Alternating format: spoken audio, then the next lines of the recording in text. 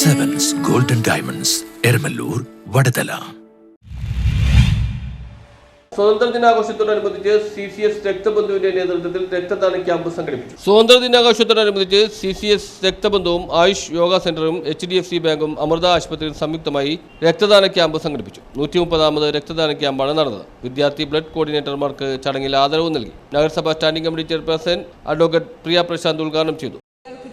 പക്ഷേ നമ്മൾക്കൊരാവശ്യമെന്ന് നമ്മൾ പോകുമ്പോഴാണ് മനസ്സിലാവുന്നത് എന്താണ് രക്തത്തിൻ്റെ അവൈലബിലിറ്റിയിൽ ഉണ്ടാകുന്ന ബുദ്ധിമുട്ടുകൾ എന്നുള്ളത്.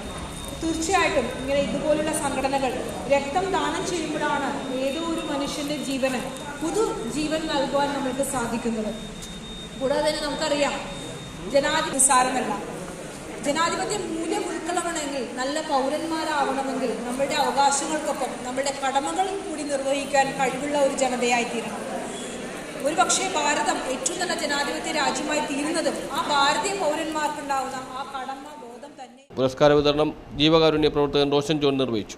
രാജ്യം 78ാം സ്വാതന്ത്ര്യദിനം ആഘോഷത്തിലേക്ക് കടക്കുമ്പോൾ ആഘോഷ നിറവിൽ നിൽക്കുമ്പോൾ CCSനും രക്തമേഖലയിൽ അഭിമാനിക്കാവുന്ന നിമിഷമാണ്. 130ാമത്തെ രക്തദാന ക്യാമ്പാണ് ഇന്നിവിടെ നടക്കുന്നത്. ഒരു രക്തമേഖലയിൽ CCS രക്തബന്ധു ഇന്ന് കൊച്ചിയിലെ കേരളത്തിലെ തന്നെ. News bureau, fort Kochi.